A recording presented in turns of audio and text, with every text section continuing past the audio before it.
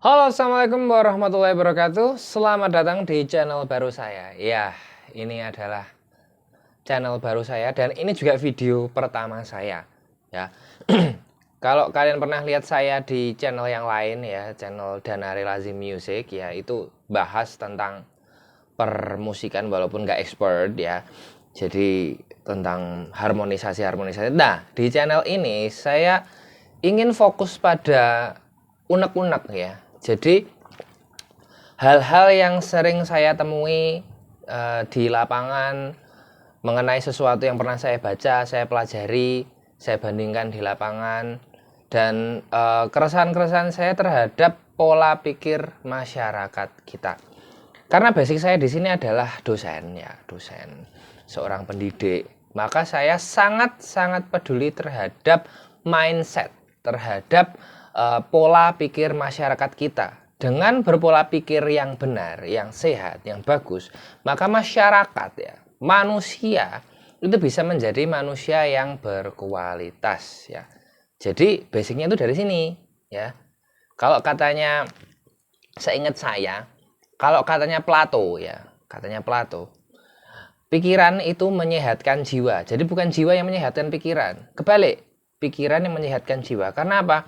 Dengan pikiran yang sehat, yang sadar, yang bagus, dia akan lebih mudah untuk memahami sesuatu. Ketika dia lebih mudah memahami sesuatu, dia akan menjadi lebih aware, lebih sadar. Contohnya terhadap kesehatan.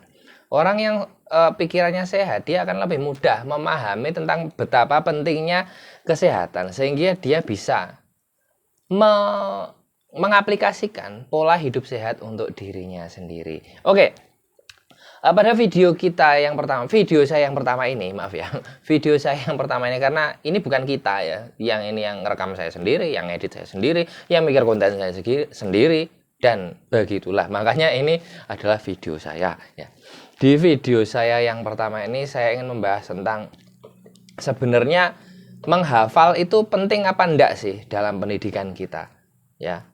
Sering sekali kita mendengar bahwa pelajaran kita itu terlalu banyak menghafal, makanya proses critical thinking dari siswa-siswa kita itu kurang bagus. Dan terus sebenarnya menghafal itu bagus enggak sih? Kalau kita tahu di taksonomi Bloom ada segitiga ya, segitiga itu. Di bagian bawah sendiri di segitiga itu ada yang namanya menghafal, remembering. Menghafal. Level 2 dari menghafal adalah memahami ya. Level 2. Jadi menghafal dulu, di atasnya memahami. Di atasnya lagi ada mengaplikasikan. Di atasnya mengaplikasikan, lebih tinggi lagi ada menganalisis. Di atasnya lagi ada mengevaluasi. Di atasnya mengevaluasi, yang paling tinggi adalah mencipta. Kalau kita berpikir secara logis ya teman-teman ya, yang paling bawah ini berarti kan adalah sebuah dasar. Dasar ya, dasar itu apa sebenarnya? Ilmu yang dasar itu adalah ilmu yang bagaimana sebenarnya?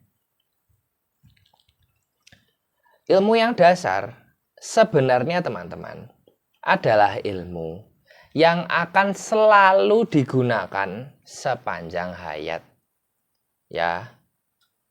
Ingat-ingat, ilmu yang dasar itu adalah ilmu yang akan selalu digunakan sepanjang hayat. Jadi, ilmu yang selalu digunakan sepanjang hayat itu bukan ilmu yang tinggi, yang level atas bukan, tapi yang bawah. Misal, saya pernah nanya pada mahasiswa-mahasiswa saya, apa dasar dari matematika? Penjumlahan dan pengurangan, perkalian, ini. Sekarang saya tanya, kalau penjumlahan dan perkalian, penjumlahan, pengurangan, perkalian dan lain sebagainya sebagai dasar, bisa nggak ditambah atau dikurangi tanpa adanya angka? Nah, jadi yang paling dasar di matematika itu angka, ya. Menghafal angka, ini angka bulat, ini angka desimal, ini angka genap, ini angka ganjil. Ya. Karena nanti angka-angka itu yang diproses. Maka harus hafal. Anak-anak tuh diajarin untuk menghafal angka dulu sebelum menghitung. Ini angka 3, 4, 5 dan lain sebagainya. Ya.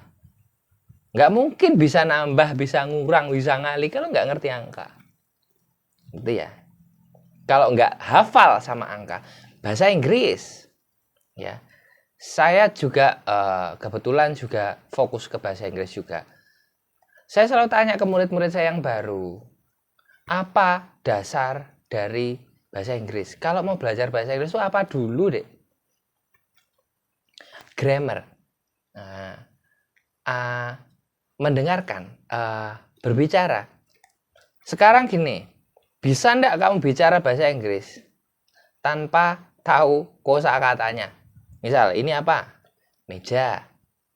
Ini apa? Kursi. Itu apa? Jendela. Bahasa Inggrisnya meja apa? Ya disebutkan semuanya. Sampai dia enggak tahu. Sampai dia enggak tahu sebuah kata. Sekarang misalnya kamu kalau mau pakai kata ini ke bahasa Inggris jadi kalimat, bisa enggak? Enggak bisa. Misal, saya mau ngomong gini. Aku ingin makan ayam goreng. Ingin bahasa Inggrisnya apa ya? Apa ya? Nggak hafal. Nggak bisa ngomong. Ya. Oke, tahu akhirnya. I want to. Makan apa bahasa Inggris? Apa? Bingung. Karena tidak hafal kosakatanya. Ya. Jadi, saya tekankan sama anak-anak saya, murid-murid saya. Kalau mau belajar bahasa Inggris, hal pertama yang harus dilakukan adalah menghafal kosakata. Ya. Karena tanpa kosakata tidak mungkin bisa. Sampai kapanpun bahasa Inggris tidak akan mungkin bisa, akan selalu payah. Grammar, aturan berbahasa. Yang diatur apa? Kan kata. Kosakata yang tadi diatur. Ya. Setelah hafal sekian, gitu. Setelah hafal sekian diatur melalui grammar tadi. Jadi menghafal dulu, baru level 2 memahami. Memahaminya pakai grammar. Ini saya pakai contoh bahasa Inggris ya. Biar gampang karena saya fokus ke bahasa Inggris juga. Tadi menghafal kosakata dari kata benda, kata kerja, kata sifat, kata keterangan dan lain sebagainya ya. Cara pengucapannya, tulisannya itu dihafalkan. Ketika sudah hafal, dirangkai menggunakan grammar. Ya. Kapan makainya? Di mana memakainya? Situasi seperti apa? Kepada siapa makainya kata-kata itu? Bagaimana cara makainya? Nah, itu diatur di dalam grammar. Gitu. Nah, jadi hafal dulu, baru diatur. Ketika sudah hafal kosakata banyak, terus mengerti cara menggunakannya, kapan makainya, pada siapa, di mana, pada situasi seperti apa, terus bagaimana aturan pakainya, udah paham itu, baru bisa aplikasi. How are you? I'm fine. What about you? I'm fine too. Thanks for asking. Gitu. Nggak hafal kosakata mau bisa speaking, ya jauh sekali. Nah itu orang Inggris bisa. Ya orang Inggris itu situasinya, lingkungannya sudah bahasa Inggris. Yang kedua, dari lahir itu sudah distimulasi bahasa Inggris. Sedangkan kita stimulasi dari bahasa Jawa, bahasa Indonesia. Maka kata-kata yang keluar oleh anak-anak kita ya bahasa Indonesia, ya bahasa Jawa. Gitu. Coba dari awal distimulasi bahasa Inggris sejak hamil gini. I'm leaving son, ya gitu. Good morning. Nah, gitu dari awal gitu. Coba nanti kata-kata awalnya bahasa Inggris sama. Gitu, ya. Nah, jadi bedakan bahasa ibu sama bahasa belajar. Kita ini belajar, ngerti? Kita ini pembelajar. Dari contoh ini, kira-kira menghafal penting enggak? Penting. Menghafal itu penting. Jadi menghafal itu bukan aspek yang harus kita tinggalkan. Bukan aspek yang harus kita langkahi, bukan. Bukan. Ya. Menghafal itu bisa kita langkahi kalau apa? Ketika hafalannya udah bagus. Hafalannya udah bagus banget, udah kuat banget. Kalau dia dikasih hafalan terus, ya ndak efektif, ya harus naik level. Ngerti? Ya. Hafalan itu nggak penting. Sekarang pertanyaannya, hafalnya udah bagus belum? Kalau belum, ya dikasih terus. Nah, ibarat sekolah tuh SD dulu, masa langsung SMP? Mentang-mentang SD itu sekolah dasar, mentang-mentang dasar kayak dasar itu malah dipakai terus. Penjumlahan, pengurangan, angka itu dipakai terus, bukan yang log. Emang kamu mau beli sayur pakai log? Ini berapa Pak harganya? Ini log 200, kan nggak gitu. Nah, karena dasar itu dipakai terus. Nah, permasalahannya adalah kenapa menghafal itu jadi tidak penting. Ya, kenapa menghafal itu terasa menjadi sebuah materi yang diremehkan? Karena maknanya. Karena makna yang dihafal itu buat apa? Itulah yang sering kali dilupakan. Saya selalu menekankan, ini kok di bahasa Inggris ya. Dek, kamu tuh harus hafal banyak kosakata. Kenapa? Bahasa Inggris itu selalu dalam pengucapannya menggunakan kosakata. Kosakata ini nanti yang diolah dari grammar gitu, dari aturan berbahasa terus dipakai ngomong. Kamu kalau nggak ngerti kosakata, nggak bakal bisa ngomong. Gagap. Gitu. Ini bahasa Inggrisnya apa ya? Nggak ngerti, karena nggak hafal. Makanya perbendaharaan kata harus luas. Orang kalau perbendaharaan katanya luas, kosakatanya bagus, itu untuk memahami bahasa Inggris lebih mudah.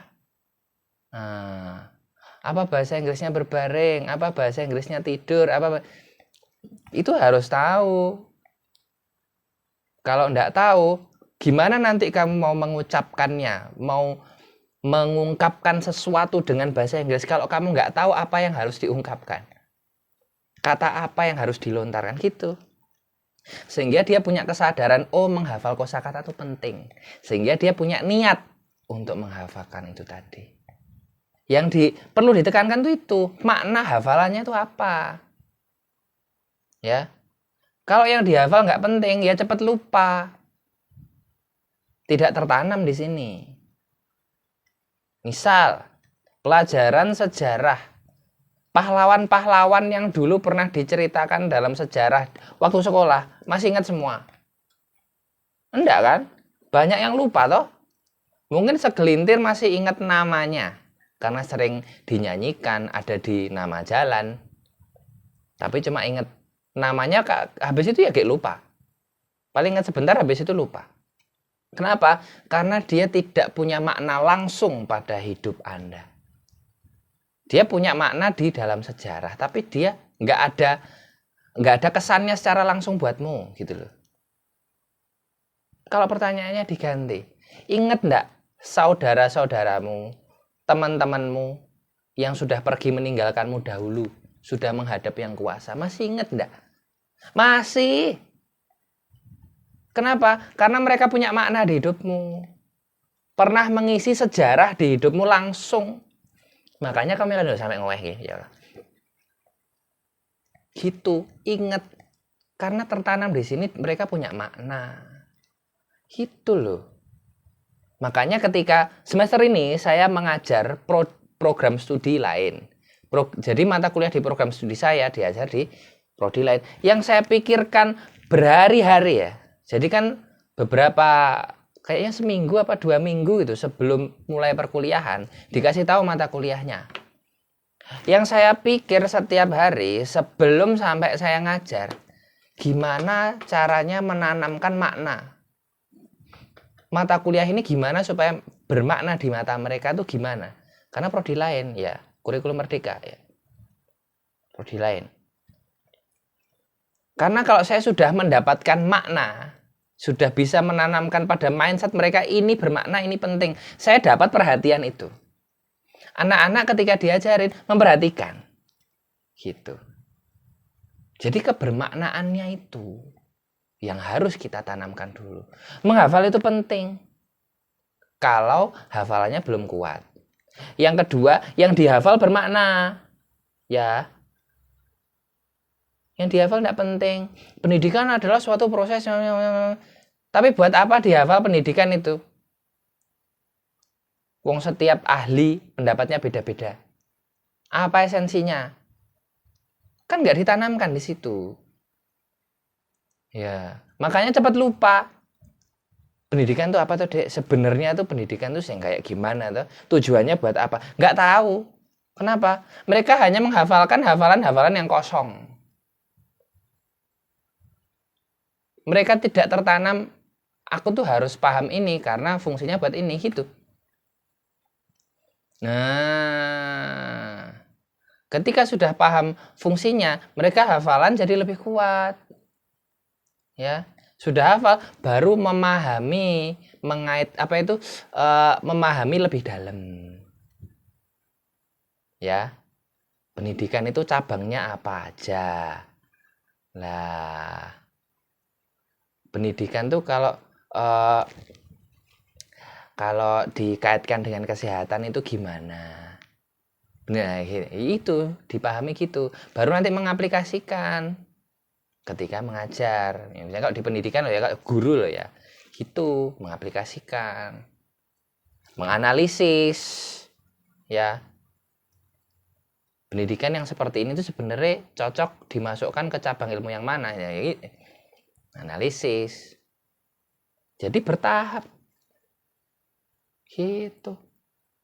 Mentang-mentang hafalan nggak penting, ya apa yang dihafal? Kalau yang Anda tanamkan hafalannya nggak penting, ya nggak penting. Jadi bukan hafalannya yang tidak penting, kontennya. Ngerti? Ya. Begitu. Panjang juga ini videonya ya. Oke, itu unek-unek saya ya sebenarnya. Saya pengen ngomong ini sebenarnya di depan banyak orang. Cuma ya mungkin karena keterbatasan biaya.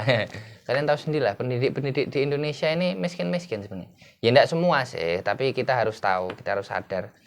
Para guru, para dosen itu kurang penghargaan dari negara ya. Jadi kalau disuruh yang wah-wah gitu ya maaf, kita ya kurang lah duitnya.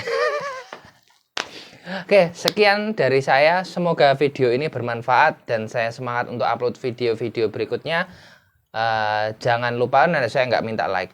Kalau kalian suka like aja. Kalau kalian suka, nggak suka ya udah. Mau subscribe terserah, enggak ya terserah.